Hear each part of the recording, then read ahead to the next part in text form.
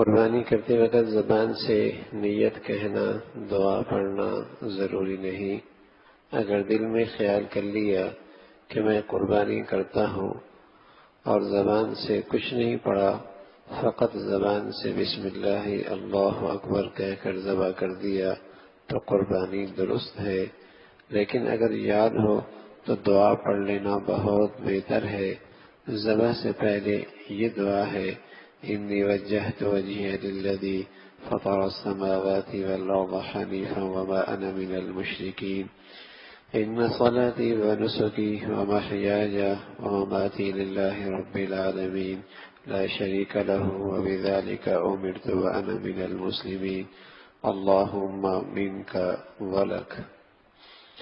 ذبح کے بعد کی دعا: اللہم تقبلہ منی کما تقبلت من حبیبک محمد صلی اللہ علیہ وسلم وخلیلک ابراہیم علیہ السلام۔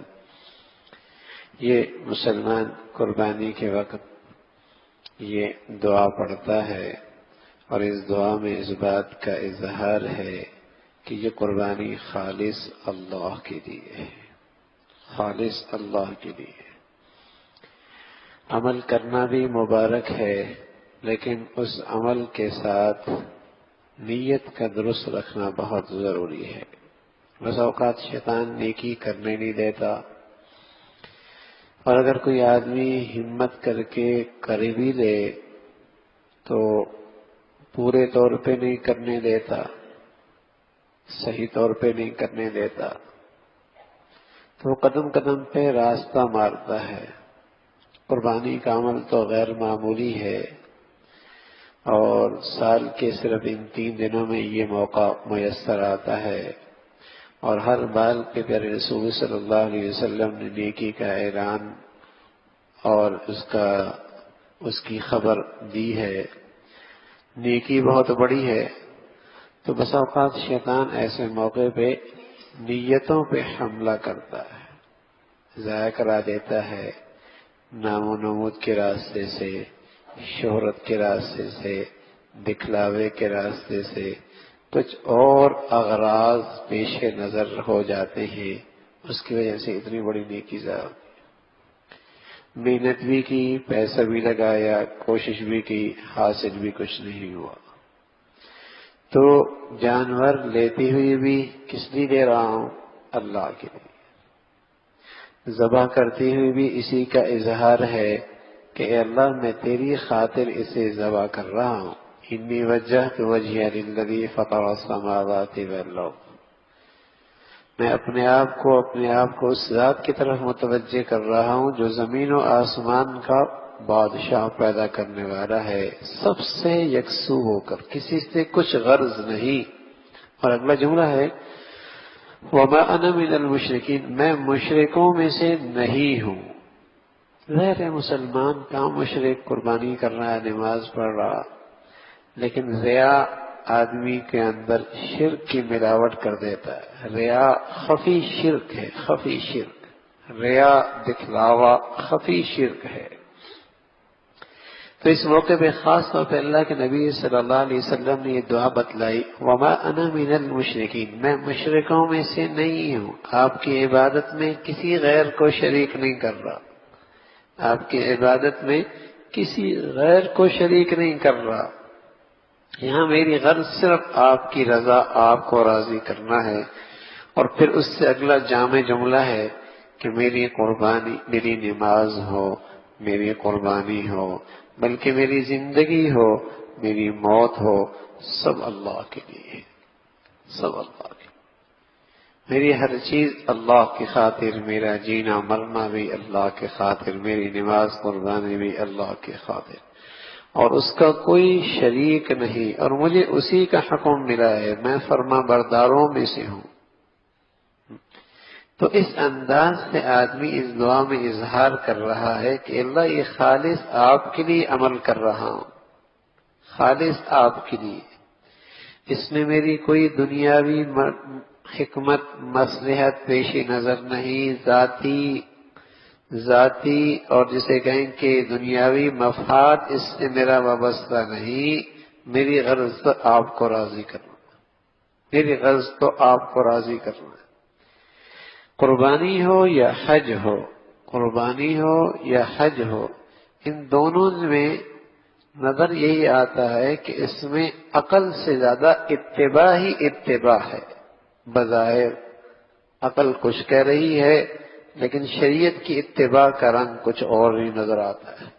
قربانی ہو یا حج ہو، اس میں دین کی حقیقت سمجھائی جا رہی ہے. یہ نہ دیکھو کہ اس کی حکمت کیا ہے، مصلحت کیا ہے، اتباع کر لو. یہ دونوں عبادتیں اسی شان کی ہیں. اب حج دیکھیے نا، نظافت نظافت نظافت، طہارت طہارت نظافت، دین ہے اور بہت بڑا دین کا حصہ ہے. لیکن حاجی حج کرنے جا رہا، کمیاں نہانا بھی نہیں، ہاں، اور تم نے جو ہے وہ صابن بھی نہیں لگانا اور میلہ کو چیلا ہی رہنا ہے.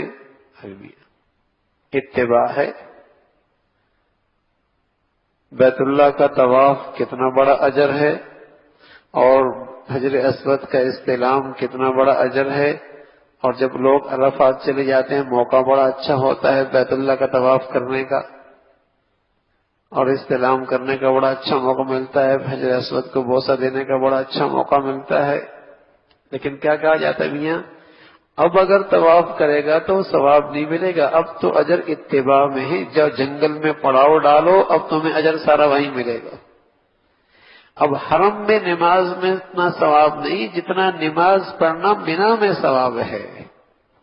اب بیت اللہ مسجد نبوی کے مسجد حرام میں بیت اللہ کو دیکھتے دیکھتے اتنا اجر ثواب نہیں ہے جتنے عرفات کے میدان میں بیٹھنے کا ثواب ہے. اب بیت اللہ کے سامنے بیٹھ کر مزے لینے کا اتنا ثواب نہیں جتنے اسے ایک پتھر جو شیطان کے نشان پر ہے اسے پتھر مارنا ثواب ہے. سبحان اللہ. اب یہی چیز اگر آپ پورے سال کریں، عرفات کے میدان میں کچھ بھی نہیں ملنا، مینا میں کچھ بھی نہیں ملنا، ان شیطان کو پتھر مارتے رہیں کچھ بھی نہیں ملنا. کیوں بھائی؟ اس لیے کہ اس موقع پہ ان گھڑیوں میں اللہ کے حبیب صلی اللہ علیہ وسلم نے ایسا کیا، اب اس کی اتباع کرو گے تو سب کچھ مل جائے گا. بلکہ یوں سمجھایا، نہ مسجد حرام میں کچھ رکھا ہوا، نہ بیت اللہ میں کچھ رکھا ہوا، نہ مینا اور عرفات میں کچھ رکھا ہوا، سب کچھ تو اللہ کے حبیب کی اتباع میں رکھا.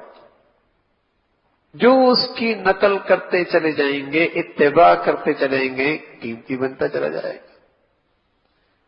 گا. ورنہ دیکھا جائے تو میاں مزدلفہ سے ڈاکٹر صاحب بھی، انجینئر صاحب بھی، پروفیسر صاحب بھی، شیخ الحدیث صاحب بھی، ولی صاحب بھی، اور جسے کہیں کہ نیک سے نیک تر مسلمان بھی کیا اٹھا رہا ہے؟ کنکریاں اٹھا رہا ہے. بھائی کنکریاں اٹھا رہا ہے، کیا کرنا ہے؟ شیطان کو مارنا. شیطان تو وہاں نہیں ہے، ہاں، اور اس کی ایک علامت ہے، اس سے نفرت کا اظہار ہے. سب پتھر مار رہے، کیا دیوانگی ہے میاں، ہاں، لیکن سب مار رہے. لیکن اس کے پیچھے ہے کیا؟ اتباع ہے، اتباع ہے.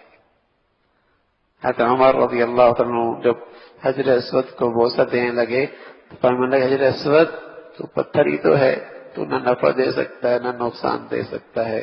اگر اللہ کے حبیب صلی اللہ علیہ وسلم نے تجھے بوسہ نہ دیا ہوتا میں کبھی تجھے بوسہ نہ دے. اتباع ہے. تو لوگ قربانیوں کے اندر بھی مصلحتیں، حکمتیں، فلسفے تلاش کرتے ہیں. ارے میاں اس کا نام دین ہے اتباع کا، دین ہے اتباع کا. اگر گوشت ہی مقصود ہوتا تو اتنا اکٹھا گوشت کرنے کی کیا ضرورت ہے؟ پورے سال ہی اللہ کہتا ہے ہر ہفتے میں قربانی کرتے رہنا. بھائی کچھ اس ہفتے میں، کچھ اگلے مہینے میں کر لینا، کچھ اگلے مہینے میں، سب غریبوں کو تو کہ آسانی سے گوشت مل جائے. یہ مقصود نہیں. مقصود تو اتباع ہے، اللہ کو راضی کرنا مقصد ہے کہ میں اللہ کی خاطر یہ قربانی کر رہا ہوں. لن ینال اللہ لحومها ولا دماؤها. نہ اللہ تک خون پہنچتا ہے، نہ گوشت پہنچتا ہے، نہ اسے گوشت کی ضرورت نہ خون کی ضرورت. ولکن ینالہ التقوی منکم. وہ تو تمہارے دلوں کا تقوی دیکھ رہا ہے، کس غرض سے یہ عمل کر رہے ہیں. تمہارے پیش نظر کیا نیت ہے، کیا غرض ہے؟ تو اللہ کی خاطر. شیخ ابو الحسن ندوی رحمۃ اللہ علیہ فرمایا کرتے تھے کہ کوئی اچھا کام مسلمان بس اوقات بری نیت سے تو نہیں کرتا، لیکن بے نیت سے بہت کرتا رہتا ہے۔ بد نیت نہ بھی ہو لیکن بے نیت ہوتی ہے، کوئی نیت نہیں ایسی کر رہا، کوئی نیت نہیں ایسی کر رہا، نہ نیت ہو، ہاں نیت ہو کہ اللہ کا حکم میری ہر خواہش سے، ہر جذبے سے بالا تر ہے۔ قربانی کی روح ہے کہ اللہ کا حکم ہر جذبے سے بالا تر ہے۔ بیٹے کی محبت محبت ہوتی ہے، لیکن اللہ کا حکم آیا تو فرمایا اللہ کا حکم بیٹے سے محبت کے جذبات سے بھی بالا تر ہے، اسے بھی ذبح کر رہا۔ تو اللہ کا حکم ہر جذبے سے بالا تر، یہ روح ہے، اس وقت یہ زندہ کیا جائے کہ اللہ کا حکم ہر جذبے سے، ہر خواہش سے، ہر مفاد سے بالا تر ہے، اللہ کا حکم پورا کرنا۔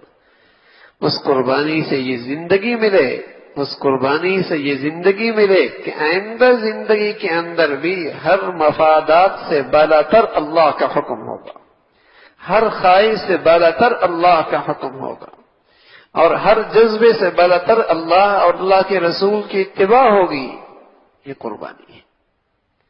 تو اللہ رب العزت بھائی قربانی کی ظاہری شکل بھی خوب اختیار کرنے کی توفیق نصیب فرما دے، اور جو قربانی کی روح ہے اور اس کی حقیقت ہے اللہ رب العزت وہ بھی ہمیں نصیب فرما دے۔ اللہ عمل کی توفیق نصیب فرمائے۔